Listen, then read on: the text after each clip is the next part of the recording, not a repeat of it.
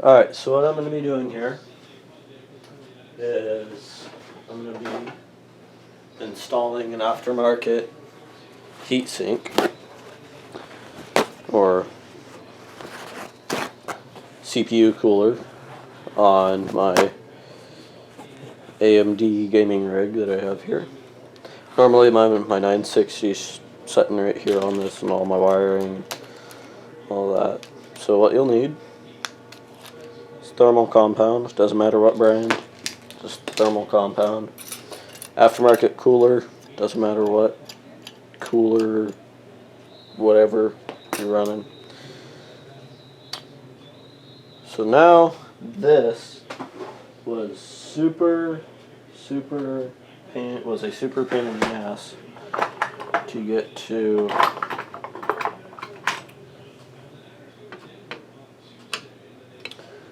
to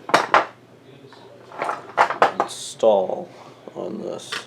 I literally had to unscrew the plastic mounting piece that actually mounts down the whole cooler assembly to the CPU.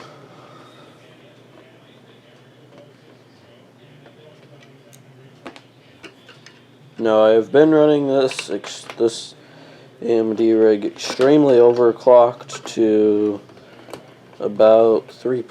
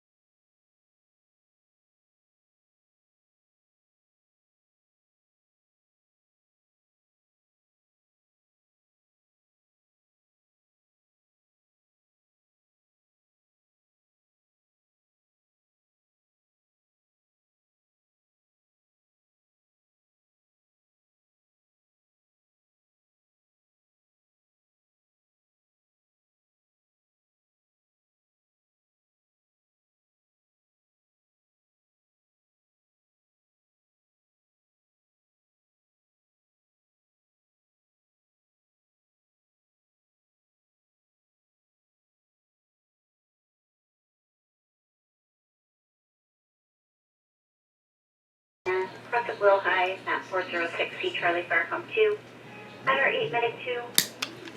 This will be for a Delta 6 patient, possible heat exposure, 4325 Catalina, Crescent Will High, map 406C Charlie Farcom 2 at 1906.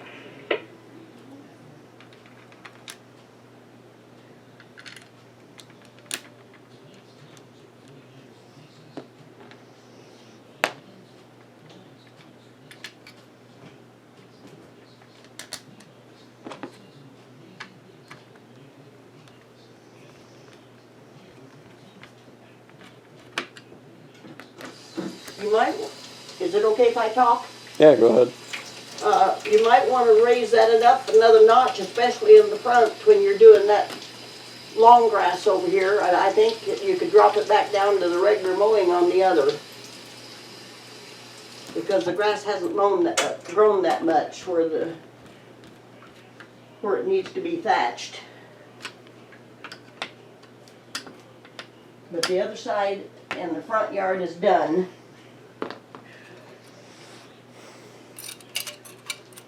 And the backyard's done. So you don't really have that much to do. And the big cart's here by the bench.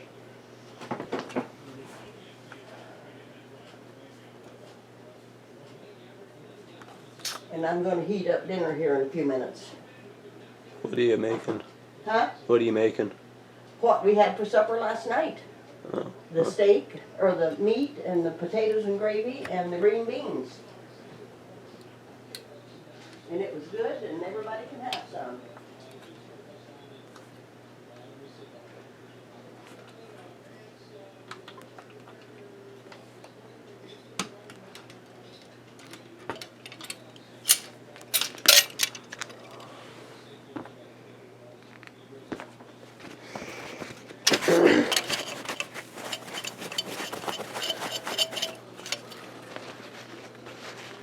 So you want to take a rag, paper towel, rag, whatever you're using, preferably something that won't leave a lot of lint, and try to wipe the contact surface on your new heat sink. And if you want to, you can remove your chipset. And the other program started supposedly 10 minutes ago. And with the AMD series, you want to be careful of the pins that are on the back.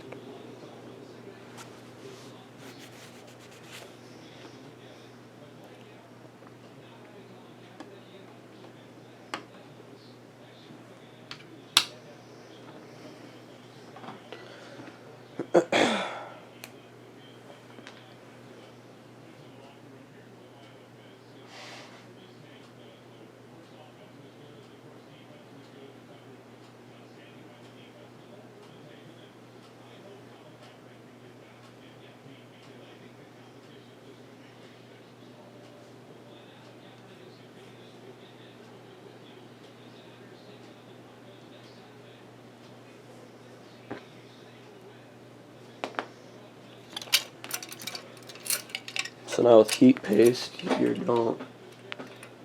it's bigger the gob, the better the job to a certain extent.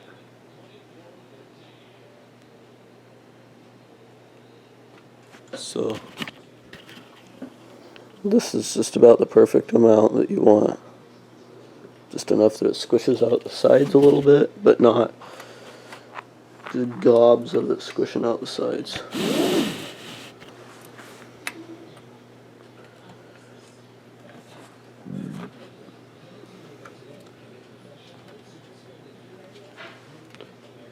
So now this is where I was certain I was going to just bust my board in half when I installed the stock cooler. That was when I did that. I literally thought the board was going to bust in half. So I like unscrewed everything, and I put the stock cooler on here by unbolting the actual plastic mounting ring, and that plastic mounting ring right there, and then bolted the cooler onto the plastic ring, and then just tightened it on there with the screws. But that's how it looks after you're done. Now this, I'm pretty sure, can mount multiple directions. This can actually be mounted 180 degrees, so that this side that's got the mounting, that folding piece, will end up on this side. But I'm not sure actually how fast this fan spins, so I might be doing a fan mod on this to get a faster fan on it. But the reason why I put it this direction is these cooling fins that are right here that'll blast air down will blast on these caps, because these caps get extremely warm when you're running this on a really high tune, like a